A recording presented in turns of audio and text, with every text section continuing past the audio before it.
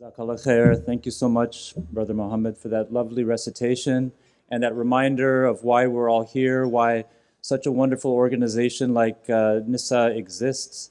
To find tranquility in the home, to promote domestic harmony. I'm a psychiatrist, and I can tell you that it's a real privilege to be associated with an organization like NISA. Throughout the country, it's very hard to find such a progressive and action-oriented approach towards domestic harmony. And mashallah, it's just wonderful to be alongside all of you. You're such a supportive community. And I'm going to, first of all, thank you for the gift of your time this evening. A couple other ways you can give. On the table, you'll see these cards, and at the bottom is a QR code for any donations you'd like to give. Also on the wall, on the side here, there's going to be a silent auction with some lovely art. And in the far corner, in the back, they'll be selling hijabs. This is an Afghan coalition. They'll be selling hijab. So these are all ways you can give in addition to your precious time with us tonight. So let me just briefly go through the schedule for tonight and then introduce our speakers. So we'll get to meet some of the NISA board. That'll be next. And then after that, you'll get a presentation to learn more about NISA, a testimonial. We'll break for Maghrib. After that, we have two dynamic speakers, Ustadha Lobna Yusuf Mullah and Shaykh Suhail Mullah. And I think you'll really enjoy and learn a lot from their presentation, inshallah. So next we'll invite up to the stage Sister Faiza Ghafoor, who is the NISA Executive Director, Sister Saha Jamshed, who is the Program and Services Manager, and Makiz Hamidi, who is the Case Manager and Residential Coordinator.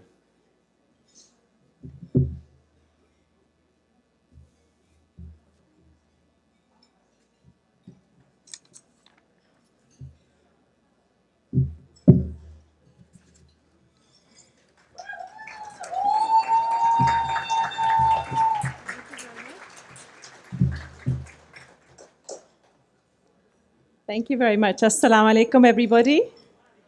Greetings of peace to you all, and thank you so much for honoring us all this evening.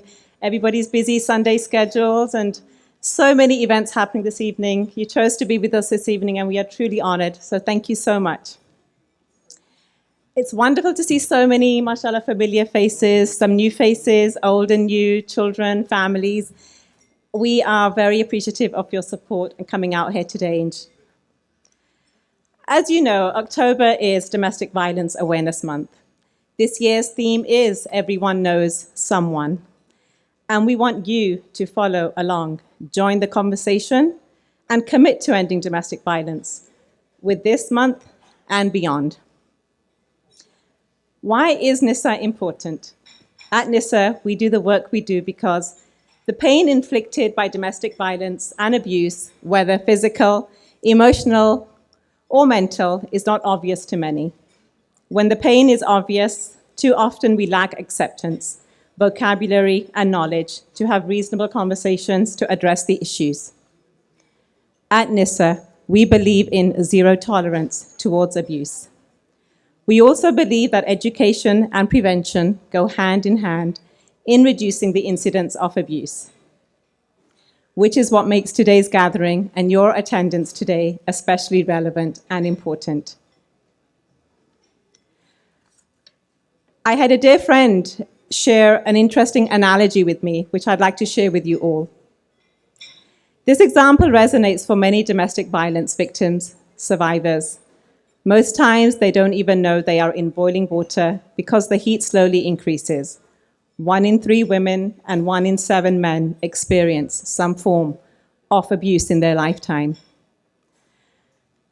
Put a frog into a vessel of water and start heating the water.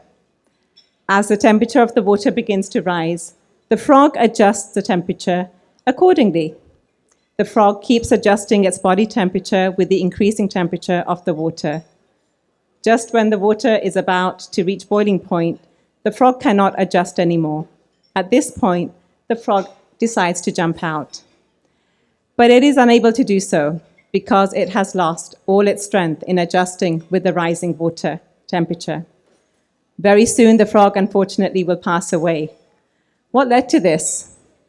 I know many of us will say the boiling water, but the truth about what killed the frog was its own inability to decide when to jump out. We all need to adjust with people and situations, but we need to be sure when we need to adjust, and we need to move on. There are times when we need to face a situation and take appropriate actions. If we allow people to exploit us physically, emotionally, financially, spiritually, or mentally, they will continue to do so. Let us decide when to jump. Let's jump while we still have strength.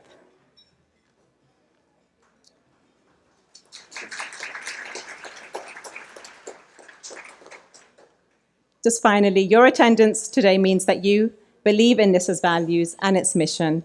You bringing your family members, even your little ones, means that you believe in early education and conversations around this very difficult topic. And that you believe that NISA's work is to be championed both by women and men. Thank you so much for all your support. Jazakallah khair.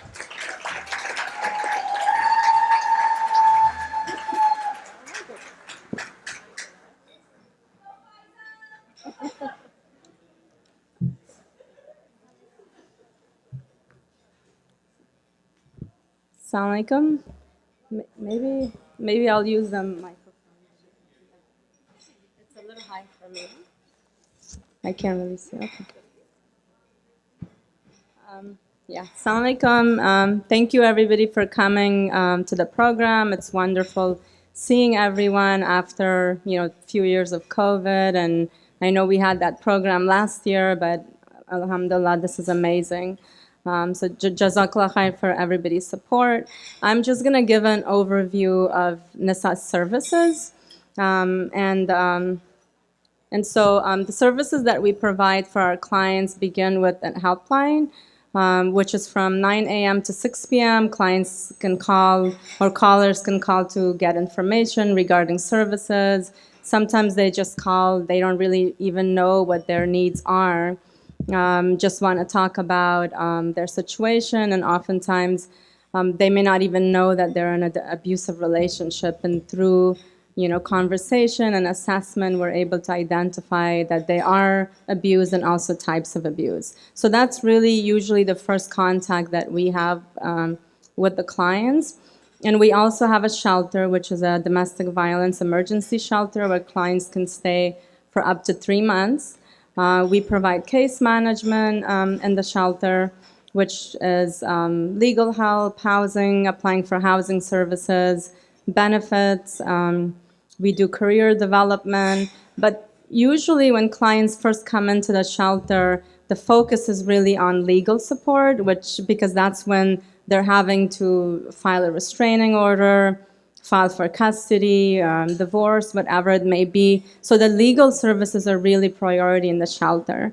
But we do provide housing assistance in a sense that we apply for programs for them when their time is up at the shelter. They're able to transition to another program. We help them apply to social services, any type of benefits that they may qualify for. And also, like I said, career development and some financial support. So when clients first come to the shelter, we do provide groceries, we provide their basic needs. A lot of times our clients, we've literally had clients come to the shelter barefoot. So we do an assessment of need and we have them give us a list of items that they may need, and we provide that for them. And then of course, once they apply for benefits, then the financial assistance may decrease, and we focus on other case management. And then we also have a transitional home where clients can stay for up to 9 months. And oftentimes clients who come to the shelter after their time is up, they transition to the transitional home. And the shelter is a 4-bedroom home. We can house up to 9 clients. We've done 10, even we've gone up to 10 if somebody has 2 kids who are really young. And in the transitional home, we have 3 separate units. And in each, we're able to house 1 family and then 1 single client. So up to 4 or 5 clients in each. And usually our shelter and transitional home is max capacity. It's been full since it's open. 2009, the shelter opened. 2020, I think it was the transitional home. And I think that, and also we do provide therapy. We refer clients to either the Khalil Center, Maristan, and sometimes if they speak a language where those 2 organizations don't provide support, then we look in other communities to get them connected to mental health services. Yeah, and then we also actually have the Falah program, which actually we launched in 2020, which involves services for children. It may be support groups, tutoring, therapy. Over the years, working with the families that come into the shelter, we noticed that there's a lot of focus on, of course, the mom, the parent, and case management, getting the legal stuff done, the financial, and oftentimes we felt that the children were somewhat neglected. And so we thought it would be good to have a program that really focuses on the needs of the children. We also have a self-sufficiency program in the Falah program, which involves financial literacy, career development, and also one-on-one financial planning, which is offered to the clients. And we usually do the financial workshops twice a year. Mental health and wellness. We have domestic violence support groups, workshops, parenting workshops, and therapy that's offered to the clients. Social development, this is something that also we learned over the years, that clients who came to the shelter were really isolated. They're oftentimes, unfortunately, families tend to isolate the clients, also community members, if they're in a domestic violence situation. And so there's a lot of loneliness and, of course, depression that stems from that. So we started programs where we would have clients who've been at our programs in the past. We have picnics, and before COVID, we were planning to have an actual event where the clients can actually dress up, and so that they would give them something to be excited for and attend. But unfortunately, that same year, COVID happened, so we've been actually having picnics at the park where clients from previous years, current clients come and they engage, and it gives them opportunity to really connect with others who've experienced what they've experienced and relate to. And lastly, spiritual development. I think that's one area that we felt that, again, focusing on case management, the legal, financial, and all of that, oftentimes clients would have questions like, why did this happen to me? Why did God do this to me, right? So we do have now monthly halaqats where the sisters can attend, and we do have an individual where they can actually, if they have some questions, they can be answered. But also it's an environment, a safe space where they can actually connect with Allah and learn ways to connect, especially during difficult times.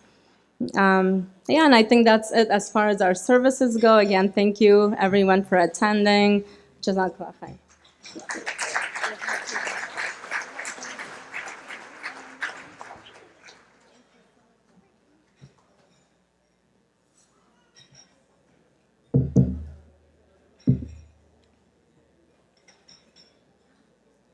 Assalamu alaikum.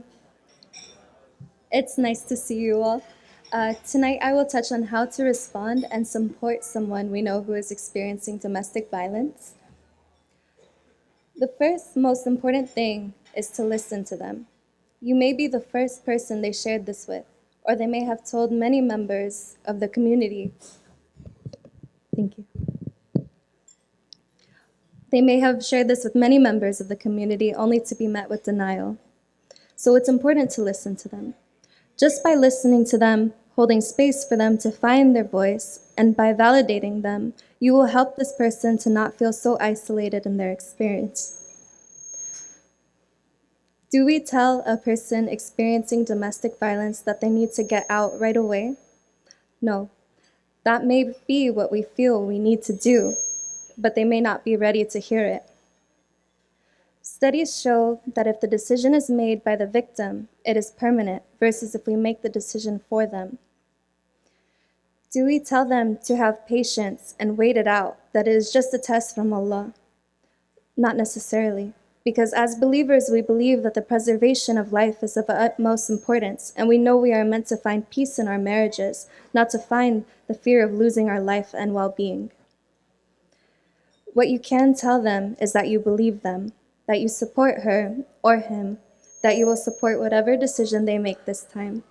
You can share resources with them from the many domestic violence resources we have online to empower them to make a decision that is suited to their unique needs. One of the many gruesome aftermaths of domestic violence is that a survivor may find that they have lost their voice or have lost confidence to voice their truth. Aside from working with NISA, I also work with special needs students, and there is a 10-year-old boy in our class who has selective mutism. When working on his education plan, I learned from his caseworker that he was not born this way and is not on the spectrum, but he actually stopped speaking at the age of 5 years old as a trauma response to the violence his mother has faced in her marriage. To this day, he does not speak and only knows how to express with violence. This is a very real example of how domestic violence harms those afflicted by it. As friends, family members, and community members, our support should come in the form of advocating for the survivor, by being their voice until they feel safe enough to be themselves once again. Thank you. Jazakallah.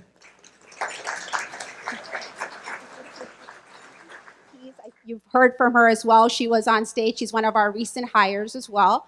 So yes, we are continuing to add volunteers, advocates, staff, and continue to grow the organization as the community requires it.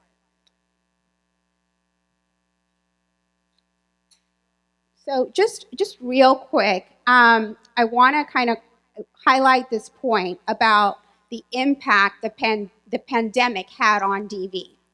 So one of the things that we saw, and it was across the board, not only against women, but against children as well, abuse cases start going sky high.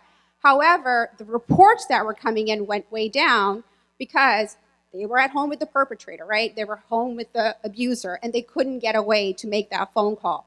So this slide up here kind of highlights how these cases rose up. I mean, you talk to pediatricians, and they're saying we're seeing these accidents happening with children. So it was not a very good time for a lot of the victims who were in this situation.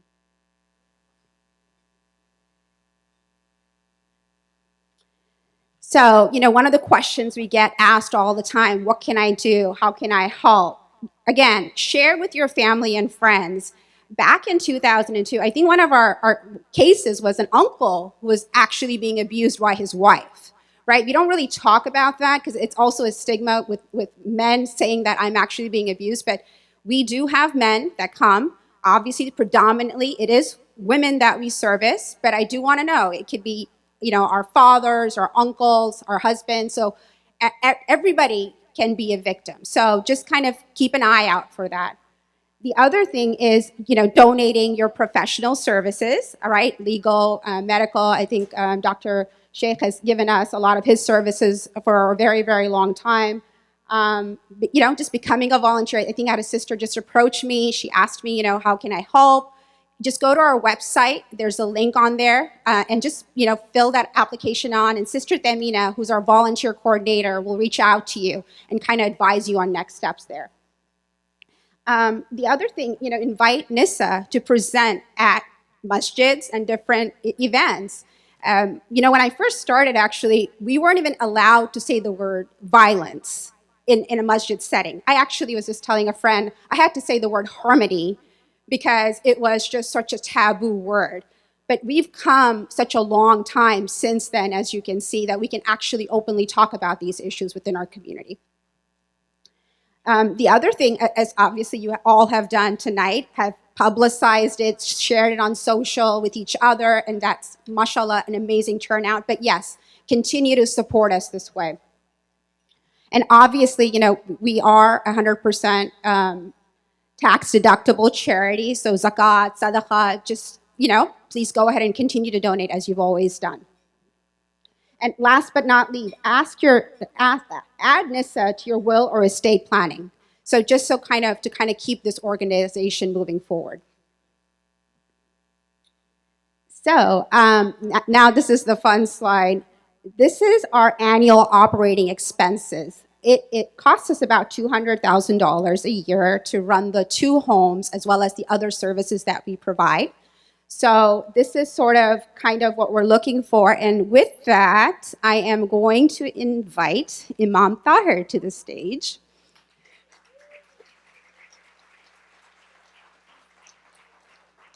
Assalamu alaikum wa rahmatullahi wa barakatuh. Thank you all for coming. I got to see many of you last night as well, alhamdulillah. It's a testimony to the fact that our community cares. This is a community that's willing to put their time, their efforts, and their dollars to the causes that belong to the community. NISA doesn't belong to the people that we serve. NISA doesn't belong to the board that manages it. NISA belongs to all of us. And through this, we are all fulfilling a human and a religious responsibility. Don't worry, I'm actually not fundraising tonight. I will in a few weeks if you see me again. But as far as tonight, brothers and sisters, I'm going to just, earlier on, our ED, our staff shared with you what we do and the services that we provide. Slide, please. I don't want to see myself. Thank you. We do have, this is our operating expense. And every single one of you, we had a discussion internally as to whether we would do a hard fundraising tonight or a soft fundraising. The community has continued to be very generous over the years. May Allah bless you. As Amina mentioned, this is the largest turnout we've ever had. And so you've all been very, very generous with your time and of course your money as well. And so all of you know what you can do and what your capacity is. For those of you that can do the 10,000 tonight, please do that. For those of you that can do 5, please do that. And we're going to need a lot of ones in order for us to make it to where we need to make it tonight. I also want to take a moment to appreciate a lot of the local masajid that continue to support us, that are actually here this evening, and that also continue to write checks year after year to support the institution. So last but not least, may Allah bless you, may Allah reward you, and please do go ahead and do your part. You can go online to do we have a QR code there somewhere? Is there a QR code there? I'm not even sure, I'm sorry. There is a QR code, okay. So QR code, or if you want to write your checks or pledges, there's envelopes and pens there. And in about 5 minutes, we'll have our volunteers just kind of walk through to collect the envelopes. But until then, may Allah bless you, may Allah reward you. Once again, thank you all for your support, your generosity, and we once again continue to ask for your generosity. Sorry, one last thing before I ask Amina to come back up, and that is that we have been talking about a homeless shelter for the Muslim community for a few years now. And we were planning to buy one last year. It was something that in the end we thought was not the best move for us at that time. It's still a very real goal for us, and maybe by the time we meet next year or the year after, that may actually be a reality. So we do want you to keep that in mind. For those of you that may be interested in donating larger amounts and may have questions, please definitely see any of the board members, and we will definitely share our plans and any details and answer any questions that you may have. But that is a goal for us, and that's going to be, we're hoping to make that a reality for us, inshallah. So yeah, I'm done. Jazakumullah khair. Thank you all for being here. Assalamu alaikum wa rahmatullahi wa barakatuh. So one last thing, I would also like to take the time to introduce the NISA board to the community. I just want to make sure. So right there we have Sister Nahid Hasnath, who's kind of walking here. Brother Manzoor Ghori. Manzoor Uncle, I don't see you, but I know you're here. Oh, Manzoor Uncle, please stand up. As I mentioned before, he is the founder, one of the founders of NISA. Mahnur Beg. Where is she? Mahnur? I know you're here. Homa Qureshi. Asma Ahmed, please. And last but not least, Imam Tahir. Yeah. So with that, Asan, I'll pass it on to you. Thank you. Assalamu alaikum. Please just give the board of directors are, I've had the pleasure of knowing them for quite some time, and they're the last people who want any kind of praise for their work. They're very, very selfless, very humble. Could you just give them one more round of applause, please? Okay.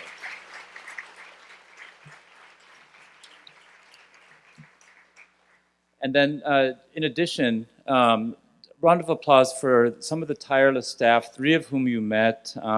Sister Faiza Ghafoor, who of course is our executive director.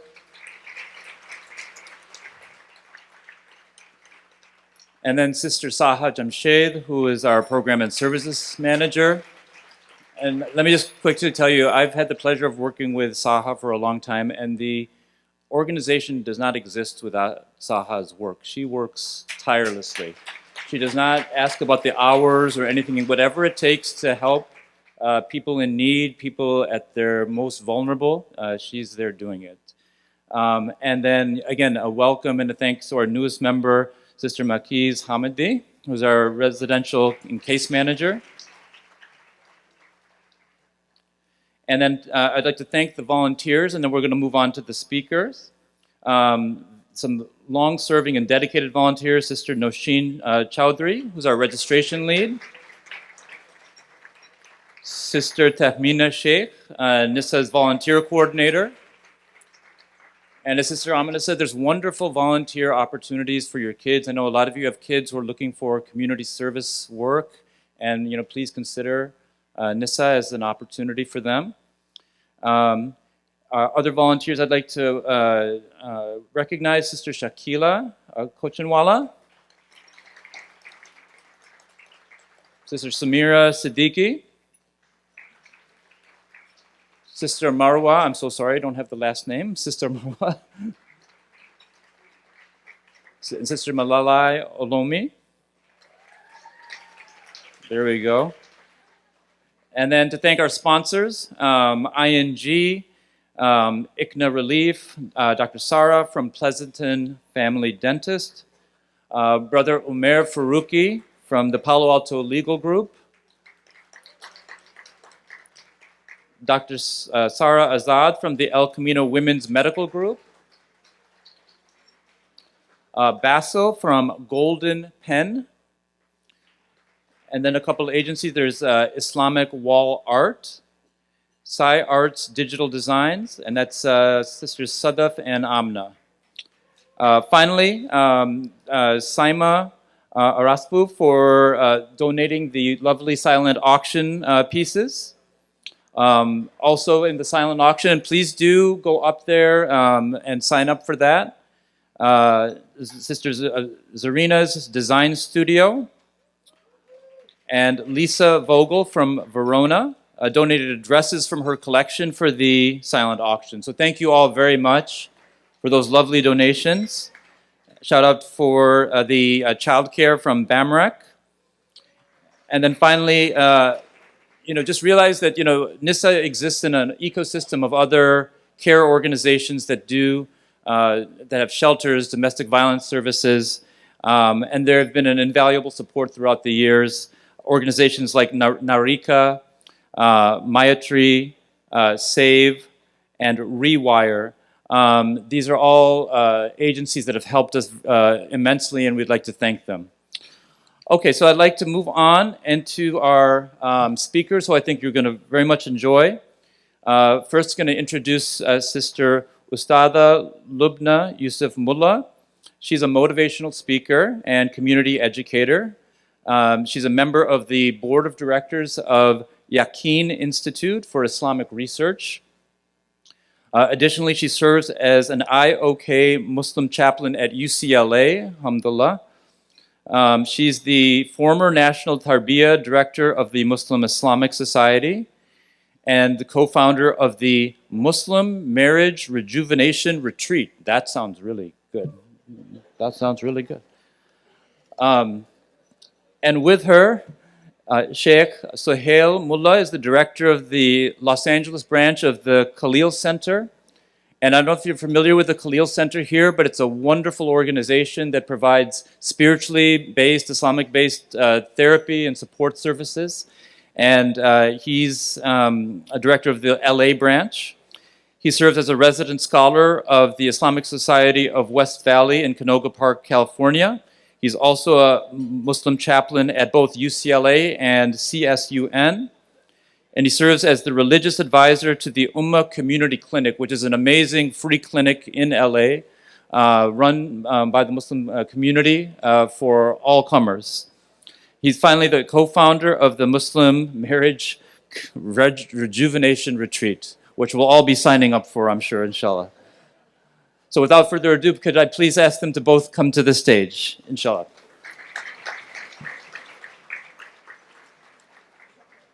Assalamu alaikum. Bismillah ar-Rahman ar-Rahim. Alhamdulillah. Salatu wassalam ala Rasulillah. We are your comic relief for tonight.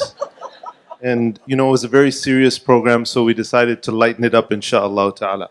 So, what are we doing? And before we start, I just wanted to say that I'm really honored to be invited here tonight. I just want to see all of you. I like to see all of you. It's both of our honor to be here tonight. We are so proud of the work that NISA is doing. We're so proud of all the volunteers, the employees, the board members, and all of the community members like yourselves that are coming out to support. This is really groundbreaking and extremely important work. So even though we're going to be your amateur comic relief, we really want to kind of just vouch for the importance of the work that you guys are all doing and supporting. Jazakumullah khairan. And so what we're going to do for you now is kind of show you a little bit of a role play as to how things go right in marriage and how things go wrong in marriage, right? And it's a light and funny sort of thing that we're going to show you, but it's a reality that if it's not managed and if it's not dealt with and we don't learn how to deal with the conflict in an appropriate way, unfortunately there are negative consequences to that, which is the reason why NISA exists, right, in essence. So there is a definite tie-in to this, the way we run our own homes and to the way which we ideally want to run our homes. So first, oh yeah. So I have to, do it. You know, I'm the director, so I have to, you know, oh my God, give my advice and tell them what to do. I'm her, you know, like plaything. Just she gets to use me and abuse me. No, we don't want to use that word lightly. So we're gonna role play for you how not to engage in conflict, marital conflict. Man, you're still on your phone? You've been staring at that thing for 30 minutes now. What's the big deal, man? I'm just trying to. You're just barging in, yelling at me. I'm just looking at my phone. What's the big deal? Yeah, but you haven't even noticed me all evening. You're just glued to that dumb phone all the time. Calm down. Stop nagging me. I wouldn't nag you if you just pay attention to me. Can't you see I had a long day? I've been working all day, like 8, 10, 12 hours every day. Oh, yeah. You're always on my case. Oh, really? You've had a long day. What about me? Don't you think I like to relax after a long day of driving the kids everywhere, cooking, cleaning up after your mess? My mess? What are you talking about? Look at your hijabs all over the place, man.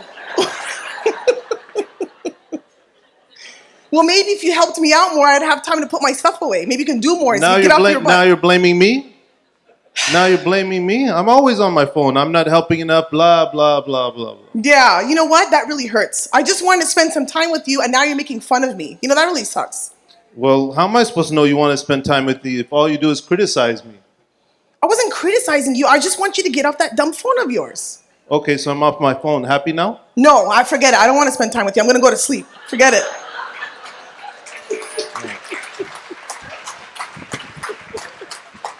So that's, I don't know why you guys are clapping. That's not how you're supposed to engage. I don't understand this audience, Lobna. I think it hits home too hard for all of us. Yes, We know. All right. All right. Man, you're still on your phone. You've been staring at that thing for 30 minutes now. What's the big deal? Why are you barging in and yelling at me all of a sudden? Man, you haven't noticed me. I've come in and out the whole evening. You haven't even looked up once. Calm down. Stop nagging me, man. I wouldn't nag you if you would just pay attention to me. And besides, I feel hurt when you use that word nagging. That really hurts. Scoot over, bro. Scoot over. We got to try to make this up now. Look, I'm sorry for saying that you were nagging me. I just don't know why you came in yelling at me all of a sudden. Okay. I admit that I came in here pretty upset. Let me start over. Okay. I'd like you to stop looking at your phone at night so we can spend some time together. Okay, that's reasonable. I would like that too. But sometimes I'm just overwhelmed from work and I need some time to relax, decompress, and, catching up on my messages and reading stuff is my way of relaxing. Okay, that's fair, but I just want to let you know I feel lonely when I walk in and out of the room a few times and you don't even look up once. When the kids are asleep, this is a good chance for us to spend some time together. I want to catch up. I could see how staring at my phone when you come into the room would make you feel bad. I'm sorry. Okay, and I'm sure my yelling at you to get off your phone is not the best way to get your attention. Sorry about that. That's true. You know what? I just need about 20 minutes till after the kids go sleep, and then I'm here for you. Okay, that's fair, but what if you're so glued to your phone you don't even realize how much time has passed? Just tell me the time is up, and we'll manage it. Okay, that sounds like a deal. Hey, well. All right.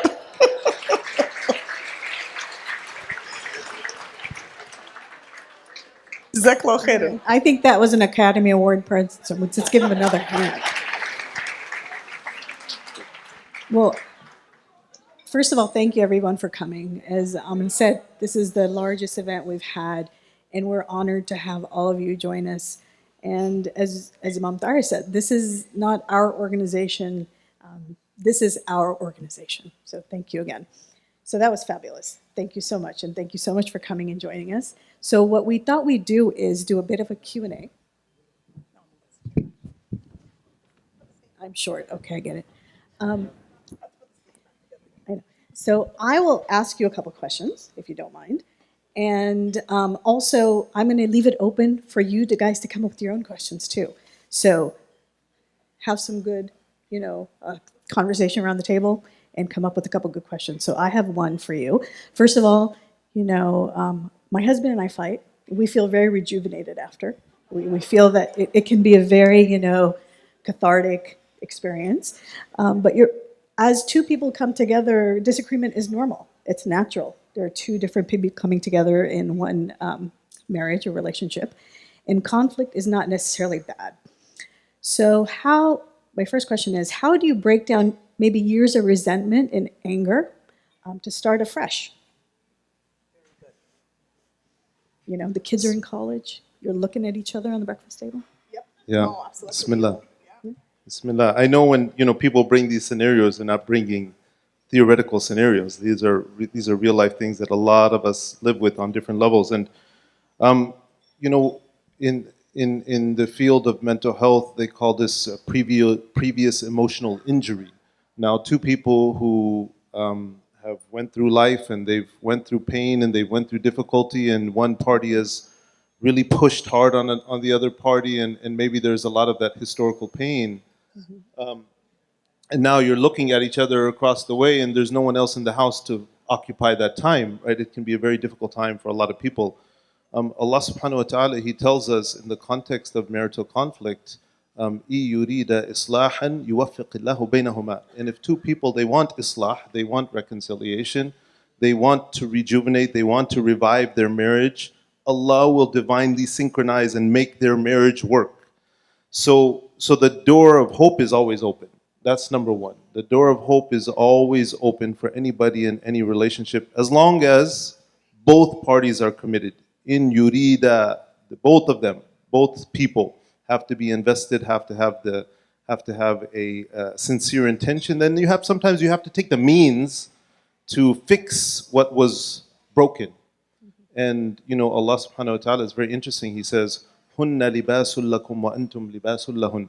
that your women are a garment for you, O men, and O men, you are a garment for your women. If there's a tear, if there's a rip in that garment, you have to patch it up. You don't walk around with a big, ripped hole in your pants. You got to patch it up. And so dealing with that previous emotional injury is very important. Maybe Lobna, you have something to say. So that's really important, and most likely that might be helpful to have that be guided, right? I mean, it's kind of like our first argument, even though it was something light. The underlying what was the underlying desire about the whole thing, about the whole argument, even though it went into hijabs and mess and driving and all this stuff. Well, spending time together, right? And so what happens sometimes, the intention is good, but these past hurts, you start talking about it. Let's say, okay, I want to resolve some of these things. I bring it up, and then husband and wife, it can just the argument can just go haywire. Well, I did that because you did this and all these years, and so sometimes the reality is it is helpful to have that guided, and go to marriage counseling. So just as we're here tonight to kind of break the stigma and talking about domestic violence and hopefully inducing marital harmony. That was the nice word. Same thing. We also want to break the stigma on marital counseling, getting therapy, because that can really help break down. And one of the steps, aside from that, is to really start from the bottom. A lot of us, when our parents are teaching us about marriage, I don't know, at least from my background, you don't need to be friends. It's just, marriage is a business. You get it done, right? Married, husband, wife, you do your thing. But really, when Suhail was mentioning what Allah subhanahu wa ta'ala says about marriage, that Allah places love and mercy between you. Love is that baseline. Well, where does love start? It starts as friends. We have to rebuild that friendship, get to know each other again, go out together, spend intentional time together. That can start to soothe some of that pain. And then now when you want to bring up difficult things, you have a baseline to go off of. So it's, there's a lot of steps, but those are some starting points, inshallah.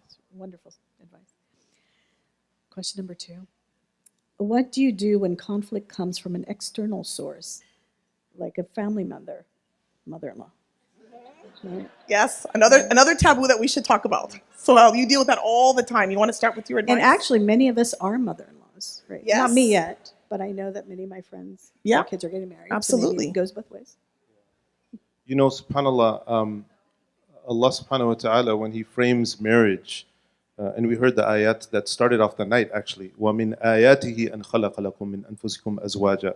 And from among His signs, He has created for you spouses for one another.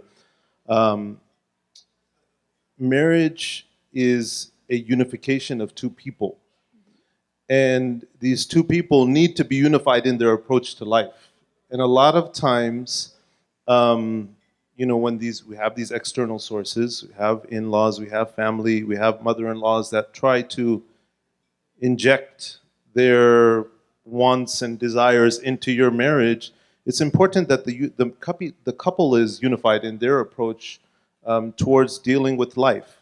And that when somebody from outside kind of puts themselves too much inside, or one of these two allows too much space and they don't set up boundaries for themselves with the external family members, that's going to naturally disrupt this. Yeah. So this comes number 1.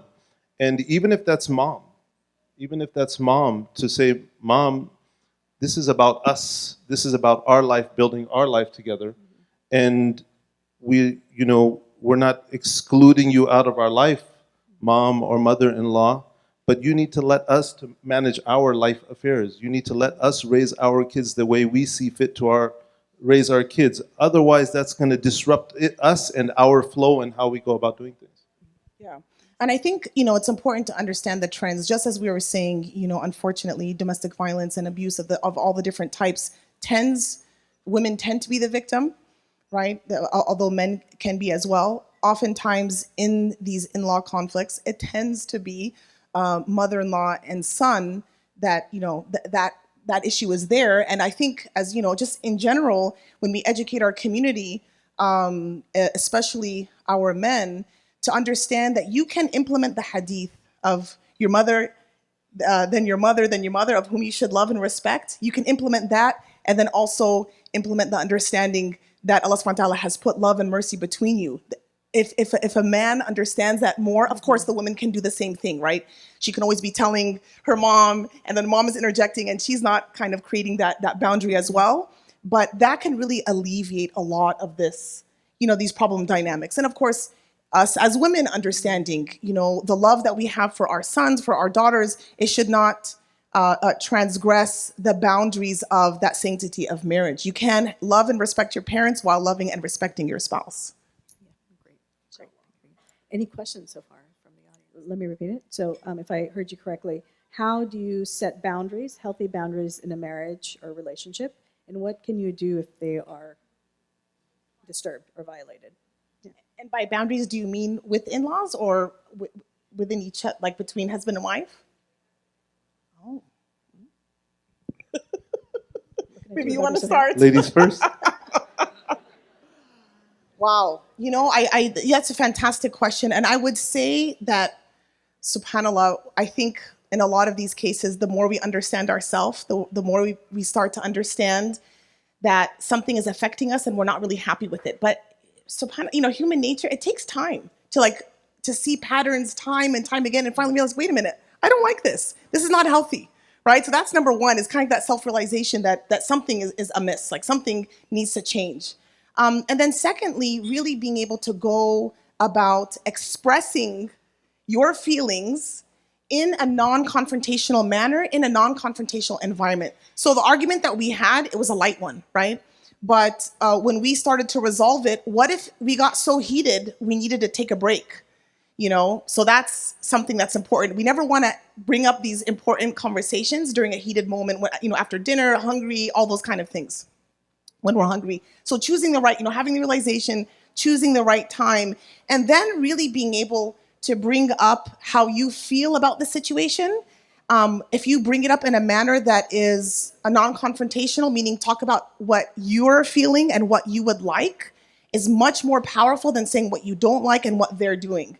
So if I say, for example, you're always asking for things when I'm extremely exhausted. You're asking for dinner when it's like super late at night, or I don't know, a third snack, whatever. It's always about food. So I'm just gonna throw that out there. For me, at least, I love food. Not with me. Not with you. No, I love hobbit. food, so food comes to my mind. You're great, mashallah. Then you would want to say, for example, I feel really tired when it's late at night. And I would really like it that any requests you have, that you help yourself to fruit or whatever, and you say what it is you want. That's a light example. Or I would really appreciate it that if you have a concern that you don't share negative things that are really personal with your mom. I would appreciate that. Instead of, you're always telling your mom private things about me, that's really upsetting me, that's so annoying, right? So it's difficult. There may be some reactions. It may take time. It may take, again, and having that facilitated, if it's something that's really painful and really, that's, prevalent in your marriage, it's something that's very persistent, it may take a third party to help, again, like counseling. But giving space for these hurt feelings to express them in positive ways as much as possible, and giving it time. Learning when to take a break from an argument when it gets heated, and coming back to try to find that resolution, inshallah. One thing that's really important in marriage is, theoretically, marriage is supposed to be unifying. But practically speaking, in the beginning of marriage, and many people for many years beyond, marriage can be very conflictual, meaning it's two people coming together. Lobna doesn't like when I give this whole little spiel, but marriage in itself can be conflictual, meaning two people are coming together, trying to unify as one unit, and to navigate life accordingly. Well, that unification process, like that intentional, conscious, deliberate process, needs to take place in that way. And for a lot of people, they don't realize that. They just go on about life, and they never negotiated, navigated, figured out their boundaries. They never came to be on the same page. You have to have usul, you have to have foundational principles by which your marriage works on. And a lot of people don't take the time to even figure out what that is. You just go into marriage and you go into marriage without even figuring out, how do we fight? What are our rules of engagement? What do we want for our children? What are our shared goals? What are our shared dreams? What do we want out of life together as a couple? What do we want for our family? That all needs to be it needs to be brought out. It needs to be talked about. It needs to be shared together in conversation and constantly developed as we grow with each other. You mentioned sharing. We're going to have to share mics. We can share too. Yeah, good. I know there is a mic going around now for questions. So as that mic goes around, are you taking it to folks? Okay, great. I'll get a question in edgewise. This lovely young man has the mic. If you can grab him, you will get your question answered. So follow the mic. So a question for you. Excellent point, right? It's two individuals coming to form a totally different dynamic. And I'm pretty selfish. I like to take time, I write children's books, so I am dedicated in that. I go to conferences and do different things in addition to my day job and having a family. And my husband has his interests. So how do you encourage that to be an individual? Because if you're not an individual, you're not really bringing your whole self to create something that's whole. So how would you encourage that? Yeah, we can share. We're good. We're good. Yeah. Bismillah. So, it's important that individuals are allowed to be their individual selves within the context of marriage, so as to be fulfilled. For me to have fulfillment in my life, I need to be able to participate and do and be active in what I like doing, and of course my wife the same. But it's also important that we don't get lost in those two different worlds, and that there is a common ground. Ultimately. There was a survey that was done a few years ago. They called it American Muslim Marital Quality Survey. And they found the 5 biggest problems between marital couples. One of them was that two people have differing interests. And differing interests can split people apart because your interest is what you spend quality time participating in. And quality time is time that's very valuable to me. And if our quality time is spent in two different worlds, and we never connect, and there's no, mutual, time that we enjoy doing activities, we enjoy participating in something together, then that's a cause for division, where you just will slowly, emotionally divide from one another, and that's dangerous for a relationship.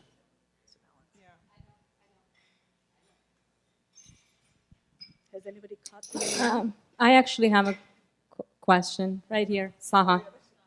Can I go ahead? Okay. So one question that I have, which usually comes up often with the clients that I work at NISA as well as in therapy, is that most of the clients that I work with, before actually seeking whether therapy or support services from NISA, they attempt to work things out with their husband, right, with their spouse, whether it's a husband or wife. And usually when that doesn't work out, then they seek support through other means. But oftentimes what they ask is, since we're in the Quran, it says that we're garments for each other, does that mean that that means that we protect our spouse? And that protection involves not seeking support from a third party. And if you can touch on that a bit, what would be a good response to that? Right, and this is more of a cultural reality that we have in many cultures, where we feel that we can't reach out. We're shaming ourselves when we put when we acknowledge to some other party, some other individual about the fact that we're not getting along and we need help. So number one, when we seek help, it's important that we seek it from the right sources, right? If you need medical help, you go to a doctor. If you need religious advice, you go to Imam Tahir, Allah bless him and preserve him. Or if you go to XYZ, you go to the expert. فَاسْأَلُوا أَهْلَ الذِّكْرِ إِن كُنْتُمْ لَا تَعْلَمُونَ, as Allah says, ask the people of expertise. And the same thing goes here, right? You go to people that are going to be able to help you in the best manner and going to help you bridge that gap, who know how to bridge that gap. And that is not putting yourself, that is not airing your dirty laundry. That is seeking to help to repair the rip in the garment. That's seeking to fix what has been broken that you don't have the ability to repair yourselves, because there's a lot of hurt and there's a lot of pain and there's a lot of argumentation and there's a lot of emotions that don't allow you to get to where you need to get to and put your attention to where you need to put your attention to. There's a famous incident that's related about Sayyidina Umar ibn al-Khattab radiallahu anhu. A man, he comes to the door of Sayyidina Umar, and he was having trouble with his wife, and he comes to Sayyidina Umar to complain to him, my wife doesn't listen to me. He comes to the door of Umar, and he hears Sayyidina Umar's wife giving it to him. Right? And so the man, he hears from outside what's going on inside, and he's like, let me get out of here, man. He has his own problems. So the man starts to walk away, and finally Umar comes to the door, and the man is walking. He says, come, what did you want? What did you need? And the man, he says, well, I needed to come to you to get advice how to deal with my wife because I can't deal with her. And Sayyidina Umar, he said, but I found you, O Umar, Ya Amir al-Mu'mineen, that you have the same issue. So Sayyidina Umar, he says, this is my wife. She cooks my food. She takes care of my needs. Every time, and she doesn't need to. And even though she doesn't have to, and even though she's doing this on her own accord, and so can't I be patient with her because she's patient with me? And so, subhanAllah, the point here being related to the question that they would seek advice, they would seek to speak with each other to kind of figure out how to deal with their marital needs. This is the time of the Sahaba even, so that we have that precedent there as well. Now there's time for one more question. So if anybody has the mic, has a question.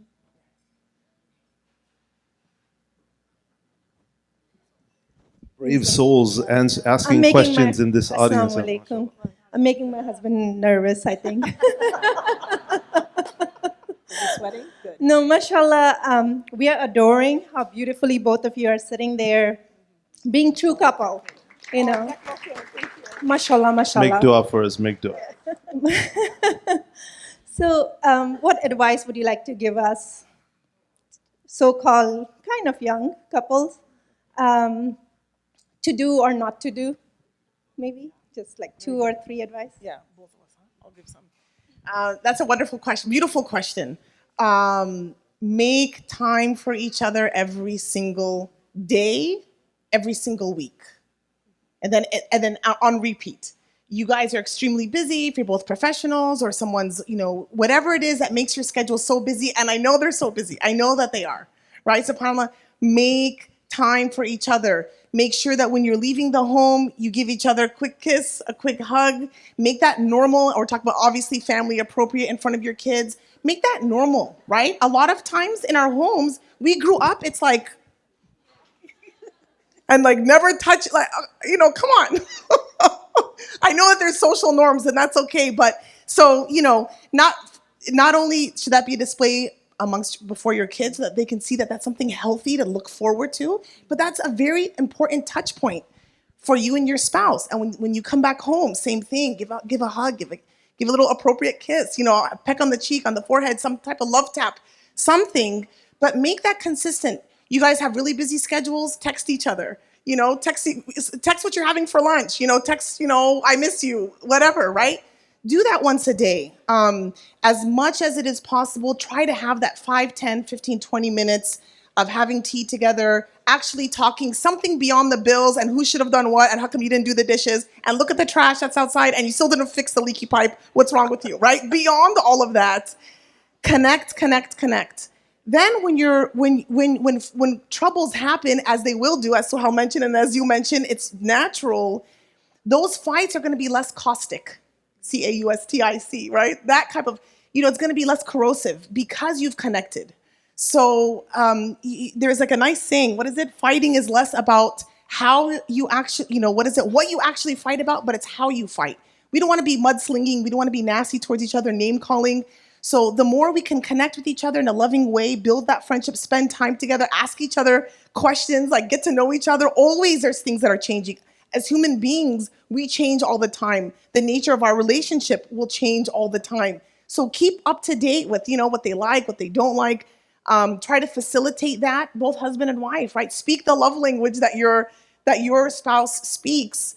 And that can really, really strengthen foundations so that when tough times fall, as they will, it doesn't really crumble the house, inshallah. Jazakallah, okay.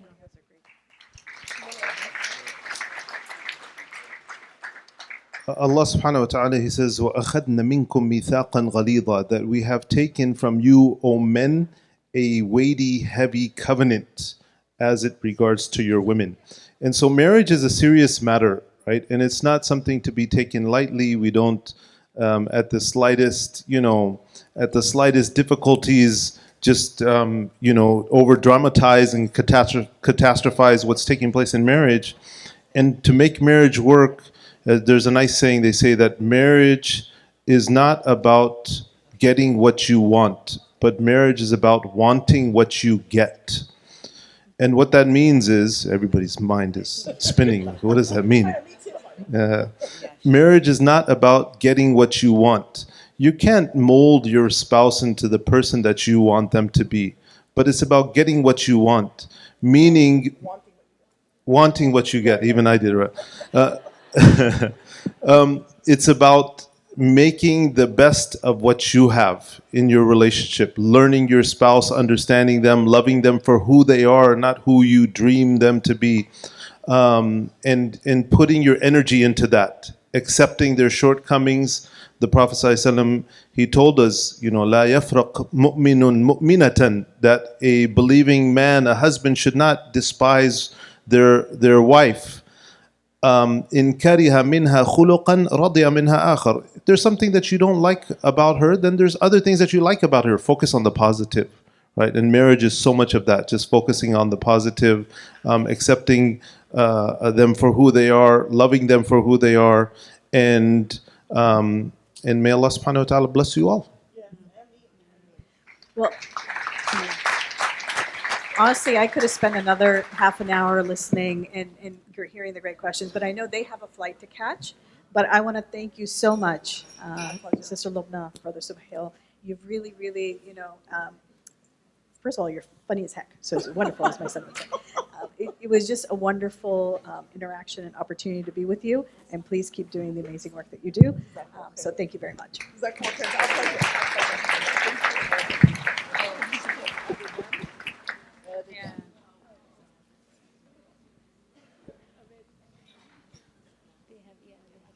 Assalamu alaikum. Let's just give another warm round of applause to our beloved speakers. Thank you so much. I know you have a flight to catch. And you see, now there's trouble for all of us couples, okay? Well, you can't just listen to knowledge without applying it, right? So now with each of our spouses, we need to do quite a few things. What was it? More affection, right? Setting boundaries. And what was that magical 5-letter word you kept using when you were de-escalating? It started with an S. Oh, this is a tough one. We're going to have to start saying this to our spouses. Anyone want to say it out loud? What was that word they said? Sorry. Inshallah. So let's all make a commitment to say sorry when we've done something wrong with our spouses. Inshallah. Inshallah. So jazakallah khair. Thank you so much for coming. And speaking of saying sorry, I forgot a very, very important sponsor.